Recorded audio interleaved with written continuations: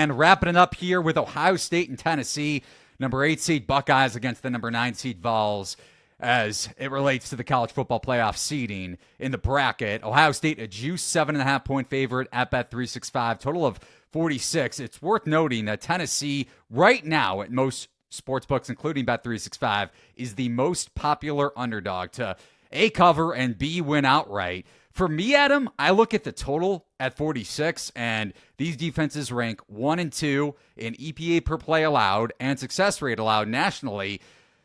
Just blindly, I say under, but do you have a stronger take on the side or even the total in this game? Yeah, I mean, the total was 46, so I had it, my math isn't great, Correct. so I had it at 45. I had 26-19.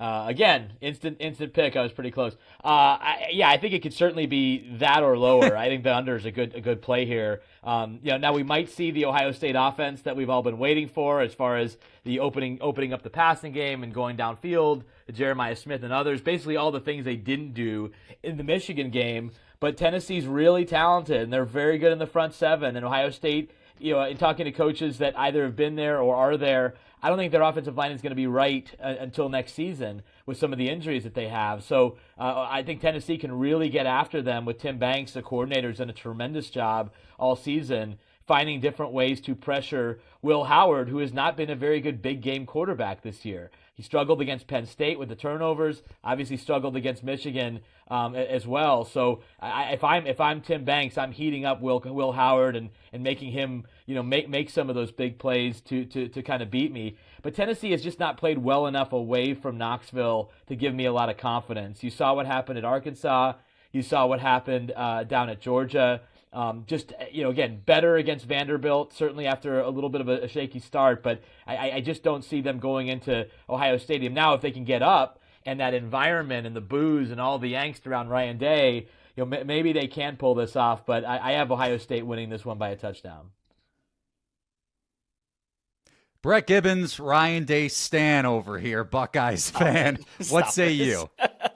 Well, if we're going to talk about the weather in one game, we got to talk about the weather in this game. Temperature is going to be in the 20s. But unlike Penn State, who really recruits their region well, Ohio State's roster is made up of Florida, Georgia, Texas, Southern California. So I don't think that the weather here is going to be as big an advantage for the Buckeyes as it could be if they were more regionally recruited, like back in the Urban Meyer days and whatnot.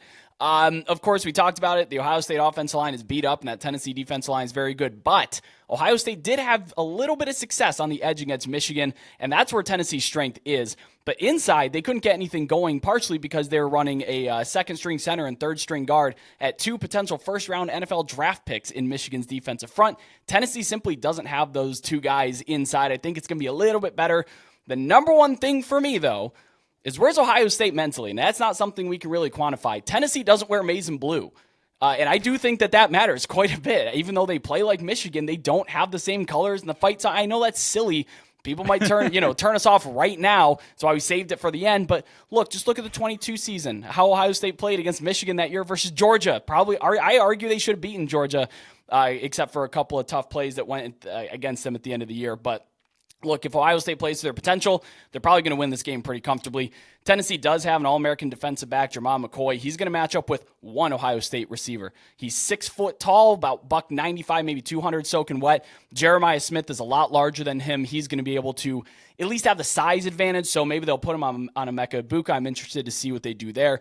But that, of course, comes down to Will Howard being protected if they can get going. Interesting take here. I do actually have a few leans. Number one, if you're going to take Tennessee money line, there's actually a couple of bets at Bet365 that I'd give you a little bit better money. Ohio State under 20.5 points. That's plus 290, better than plus 240 on the money line. Or Tennessee over 27.5 points at plus 450, because those are the 2 ways you're going to beat Ohio State. I don't see a 20-17. There's a very thin little area there in which you lose out if you're taking either or both of those.